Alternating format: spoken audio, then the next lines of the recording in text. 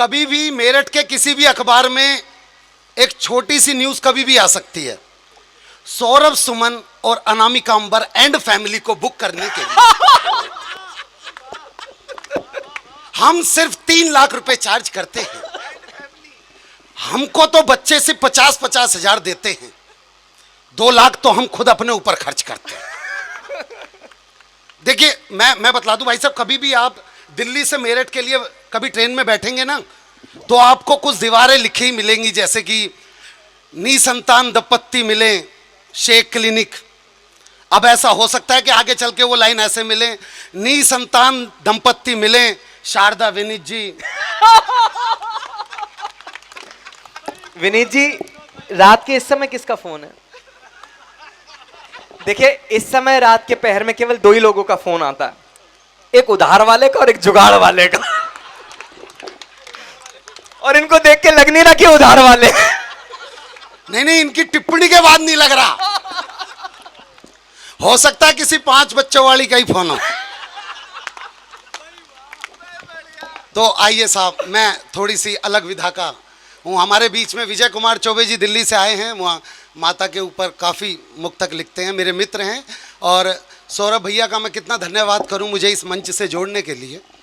मैं आप सबके लिए कहना चाहता हूँ कि कविता के निमित्त हूँ आया, सोचा ये भी काम करूँ, सबसे पहले आप सभी को बारंबार प्रणाम करूं, कि सबसे पहले आप सभी को बारंबार प्रणाम करूं। और आइए साहब, मैं आता हूं। विजयानंद जी, कहीं ना कहीं पता चला है, अभी अभी सौरभ भैया ने कोने में आके बोला है कि लिफाफे वहीं अटके हुए हैं। तो मैं शुरुआत आपसे करता हूं कि विजयानंद जी आपके लिए, सर आपके लिए, भाभी जी आपके लिए, ए कैमरे वाले भाई आपके लिए, ए माइक वाले भाई आपके लिए, सौरभ भैया आपके लिए, ए हॉन्टेड हाउस वाले भाई तेरे लिए, ए ऊंट वाले भाई तेरे लिए, ए जलजीरे वाले भाई तेरे लिए, कि आपके लिए चंद कतरे लहू के लाया हूं। खुद मुरझा गया हूं पर फूल खुशबू के लाया हूं, और आप लोगों को तालियां बजानी ही होंगी। मैं घर से पत्नी के पांव छू के आया हूं। बहुत अच्छे। और ये उन्हीं लोगों ने ताली बजाई है जो मेरी तरह छू के आए हैं। मैं बतला दूं भाई साहब, देखिए हम कैसा भी कुछ कर लें, लेकिन मैं आपको सीधा सीधा पंक्ति से जोड़ना चाहता हूं, ज्यादा समय नहीं है। हाँ भैया, आइए पहले एक भजन से शुरुआत करते हैं। हाँ, आप दृश्य देखिएगा। इटली के एक मैदान में मां सोनिया गांधी, आप दृश्य देखिएगा।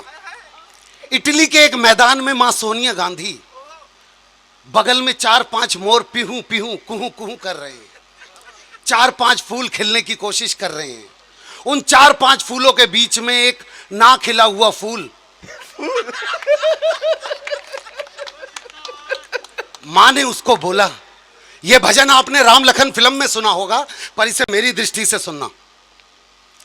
ओ राहुल बड़ा दुख दीन, भाषण ने तेरे बड़ा दुख दीना, मेरी भद पिटवाई नाक भी है काटवाई, मेरा मुश्किल कर दिया जीना।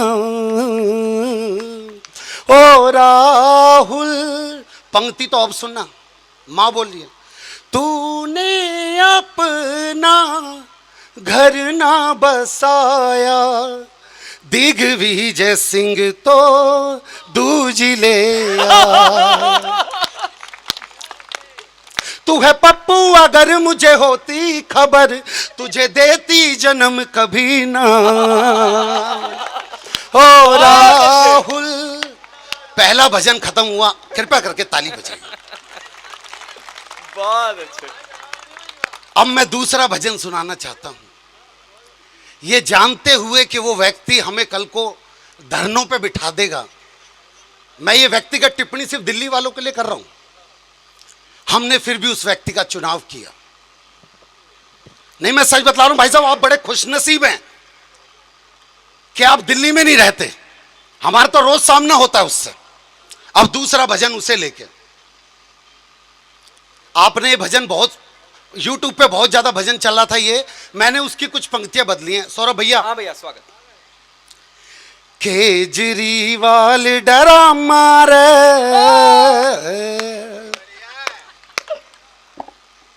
केजरीवाल डरा मारे, भाई किस दुनिया से आए। केजरीवाल डरा मारे, भाई किस दुनिया से आया। इसकी तुम्हें क्या लग रहा है बिना ताली के और पूरा गाना सुना दूंगा ऐसे? इसकी खांसी ठीक न होती, झाड़ू में भी सीख न होती। इसकी खांसी ठीक न होती, झाड़ू में भी सीख न होती। हर दिन है यो धरने धरता, बस एक मोदी से है डरता। पहली बार कवि सम्मेलन में विद म्यूजिक, टिंग टिंग टिंग टिंग टिंग टिंग टिंग टिंग टिंग टिंग टिंग टिंग करे बेकार का ड्रामा रे, भाई किस दुनिया से आए। केजरीवाल डरा मारे, भाई किस दुनिया से। दूसरा भजन समाप्त, तालियां बजाइए। दिल्ली की एक लड़की ने दूसरे लड़के से पूछा कि तू जिस लड़के से प्यार करती थी तूने छोड़ क्यों दिया। उस लड़की ने 4 पंक्ति में कारण बताया, वो कारण आपसे जोड़ रहा हूं। लड़की ने कारण बताया कि उसने उस लड़के को छोड़ा क्यों। कर्जे में उसका एक एक बाल निकला, कहां का धनी था वो कंगाल निकला। मैं मोदी की तरह गरजने वाली, वो खांसने वाला।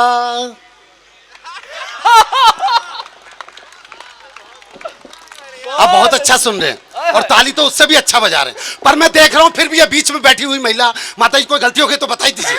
अब ताली क्यों नहीं बजा रही? हो सकता है कुछ टेक्निकल फॉल्ट हो, मैं ठीक कर दूं।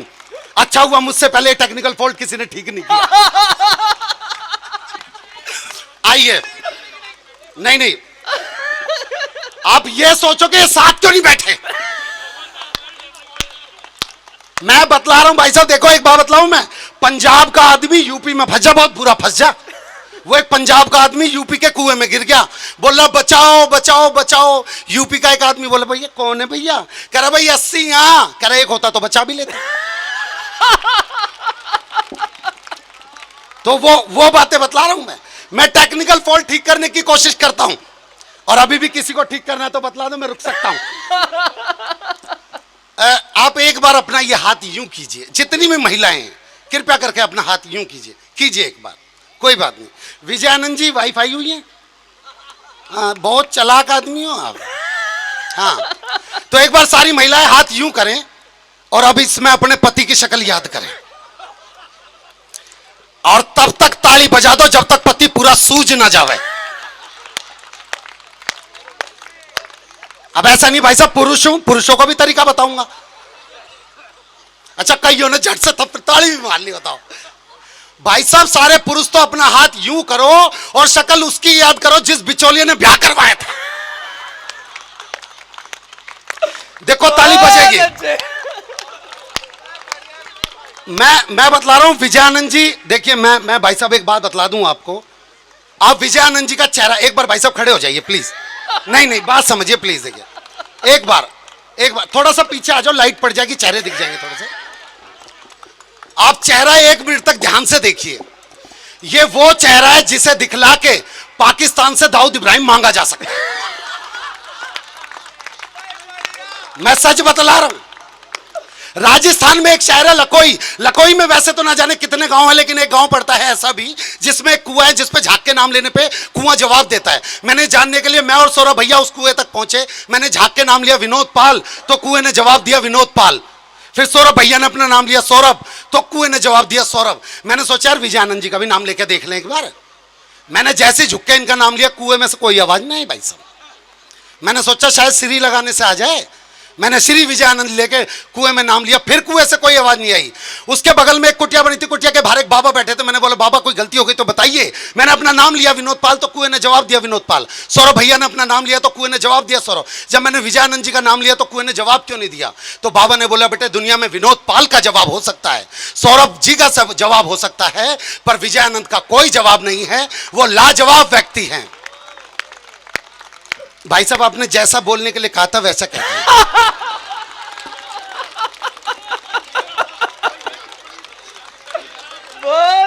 अब कम से कम श्रीकांत श्री जी के बगल में जितने हैं इनसे ऊपर 1000 रुपए का अधिकारी बनता हूं बस।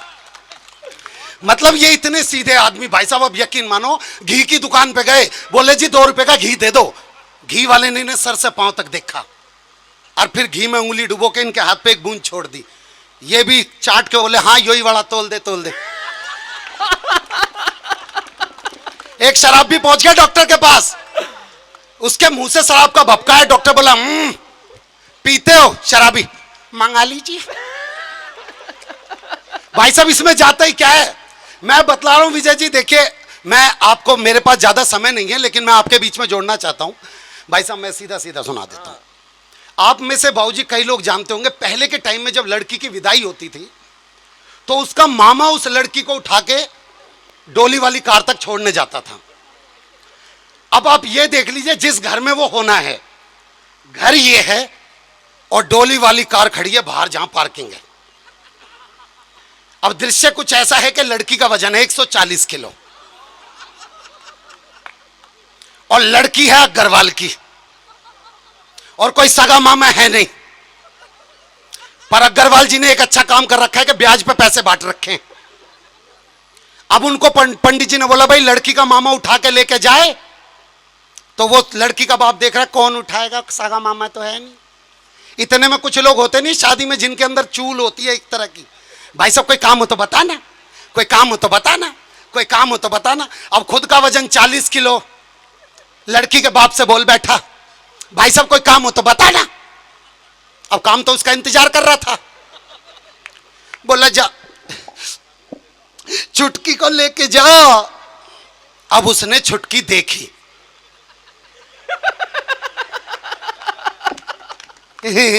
मजाक है, सच्ची चुटकी नहीं है तो मुटकी है, ये तो नहीं उठेगी मुझसे। तभी अग्रवाल ने अपना दिमाग निकाला, बोला कान में जाके 2 महीने की ब्याज माफ। वो फिर दोबारा गया।